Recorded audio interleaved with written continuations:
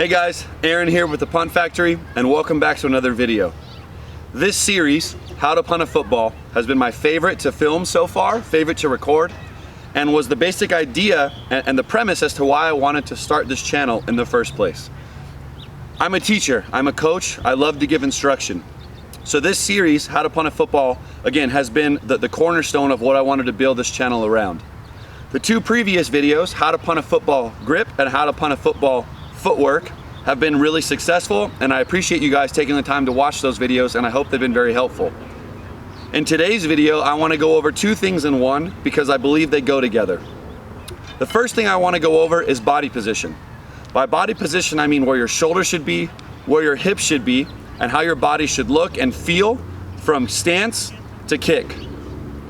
The second part I want to go over is arm position. And what I mean by arm position is just where your arm and elbow should be when you catch the ball, when you set the ball, and when you go to drop the ball. I believe these two things go together, and I think that they're fairly simple to explain in a single video. Again, today's video is about instruction. It's about becoming a better punter. Again, you guys, these videos are made for beginning punters, beginning guys that are just learning to punt, or guys that know how to punt and are re-going over the basics, right? These videos are not meant to be super advanced, super elaborate. I'll get to those type videos as we go forward in the future now that I'm back on a kind of more consistent filming schedule. But again, these are supposed to be basic in their development, and just to give you guys a refresher or a beginning point to go for as you learn to punt. All right guys, so let's get to it. Let's enjoy the video.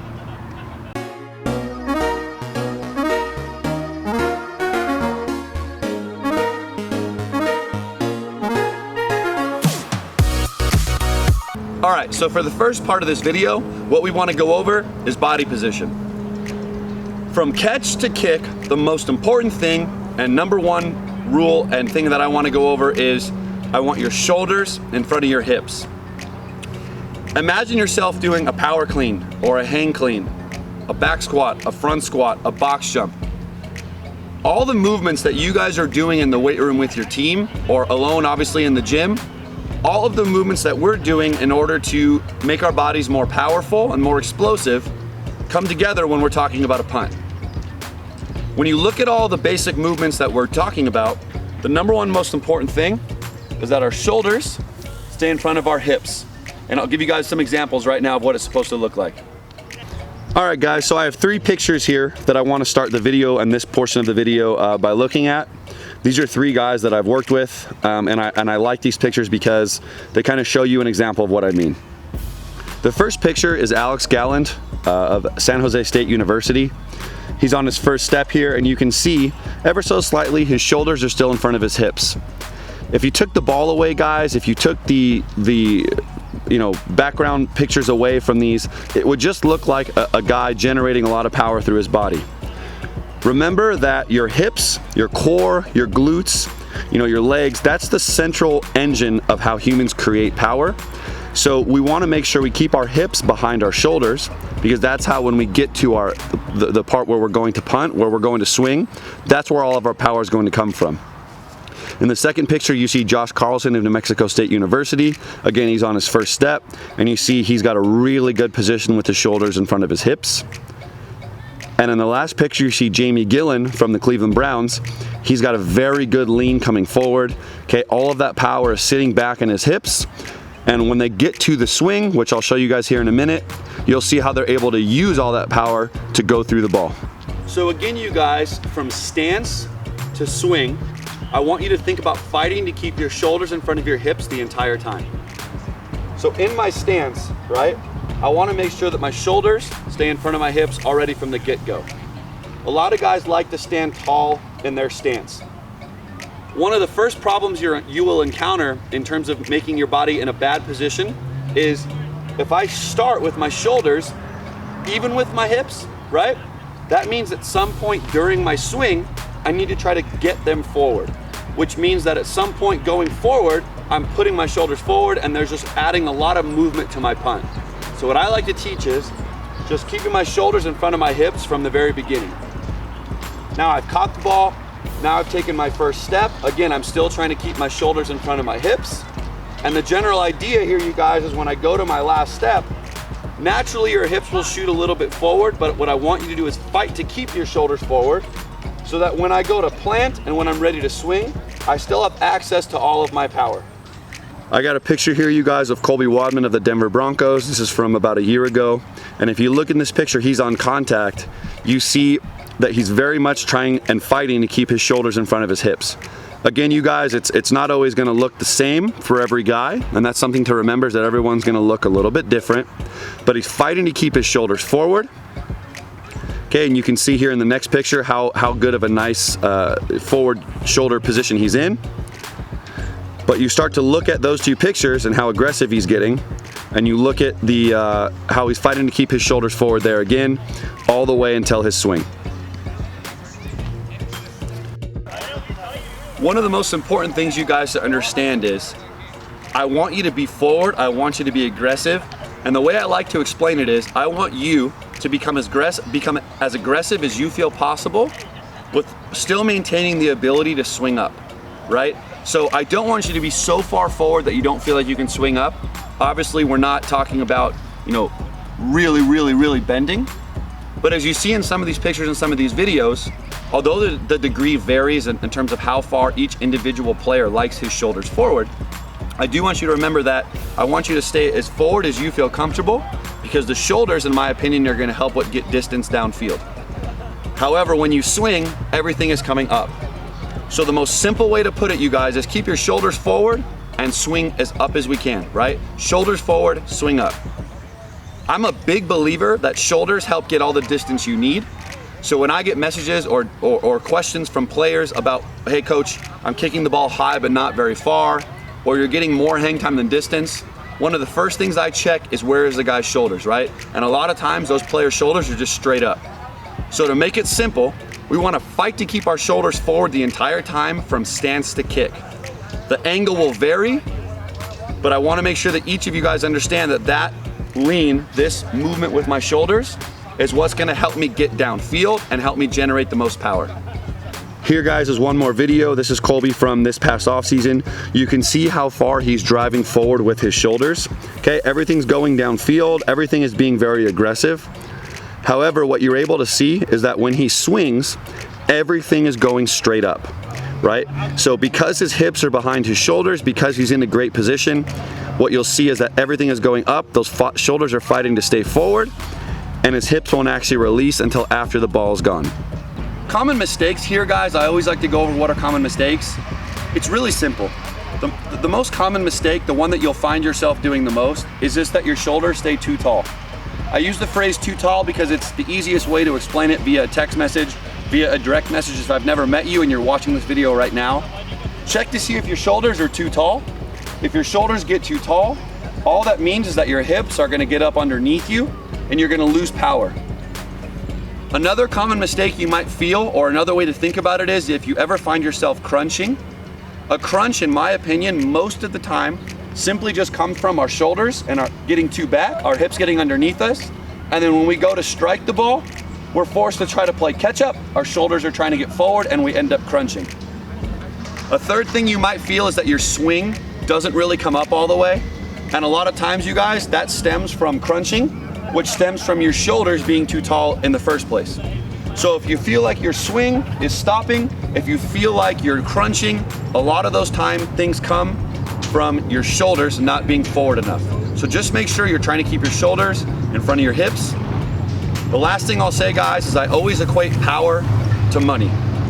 Power and money are only good if you can access them when you need them. And what I mean is this: all of you guys that are lifting with the team and putting in the hours in the weight room, putting in a lot of time in the weight room to get stronger, it does you no good if when you go to punt, your shoulders get tall. So make sure you're having access to that power, just as money, right? If I give you $10 million, but I tell you you can't touch it till you're 80 years old, I mean, that's great to have $10 million, but at the end of the day, it's not good if you can't access it when you need it, right? I want to be able to access that each and every time that I punt, which means I want to be able to make sure that my shoulders are in front of my hips, allowing me to access all of my power. All right, you guys, so the next thing we're going to talk about is arm position. Arm position is simple, and I'm going to try to keep it as such. The number one thing I want you to think about, and that I'm a big believer in, is keeping your elbow relaxed. I don't want to get too advanced of what angle your elbow should be at, or how close or far it should be. That'll apply to each individual punter in terms of comfort level. But what I will say is the most general way to think about it is think about shaking hands with someone for the first time. You never really shake hands with someone where you stick your arm all the way out, and you never really shake hands with someone where you're too close. It's a nice somewhere in between, a comfortable bend in your elbow. You'll hear me in my videos on Instagram and things like that say keep your arm relaxed more. And the arm relaxed more just means somewhere in here. Again, like you're shaking hands with someone for the first time. The first picture I'm showing you here, guys, is Mitch Souza from Cal Poly San Luis Obispo. And it's just a really good example of what I mean with his arm being relaxed.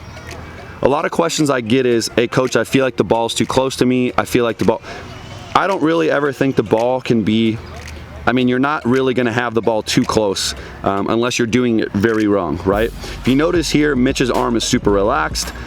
To put this in perspective, this ball, I remember he hit like a 47-48. He really hit the ball. But keeping the arm relaxed just keeps the ball in an area where I can generate power through the ball.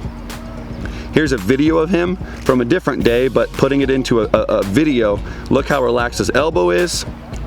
The ball looks like it's really close to him, but he's able to swing up and through it. And the third video here is Alex Gallen from San Jose State. Again, he's a little more extended than Mitch, but you see that arm being relaxed. You see that he's able to get up and through the ball. So guys, I'll kind of explain common mistakes and give you some examples here, but the number one most important thing to remember, and the number one mistake I think you guys will make, is extending the arm too far. And I want you to think about it like this. This is as scientific as I'll get for today. The ball's moving at the same speed you're moving. So in theory, if I keep my arm too extended and I have good footwork and I get nice short compact steps, when I plant, that ball is still moving down and away from me. So a lot of times I'll see guys extend their arm too far, and then by the time they plant and go to swing, that ball has still moved very far away and they have to really reach for the football, okay? So the number one most common mistake is the arm gets too extended. That also can lead to problems when you get really extended of being very stiff, right? It's hard to control the ball that far away from us. So relaxing the arm will also really help keep the ball still. Second most common mistake is not keeping your forearm parallel to the floor. That's a basic general starting point, is keeping your forearm parallel to the floor. We don't want it up, we don't want it down. Yes, some guys will have their arm a little down, some guys will have their arm a little up, but at the end of the day, the most consistent punters, in my opinion, are the ones that keep their forearm pretty parallel to the floor. That should also help you with understanding how high I want my ball in terms of on my body, but arm position is relaxed wherever you feel comfortable and keeping your forearm parallel to the floor. Go through a couple of videos here, guys. This is from Jake Bailey here, pre-draft.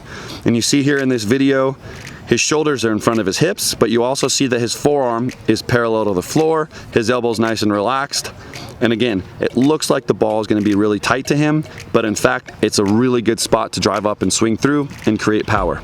The next video here is Alex Galland again, and I really like this video just to show you guys an example of his arm looks a little bit more relaxed than Jake's, but he's still able to swing up and through the ball.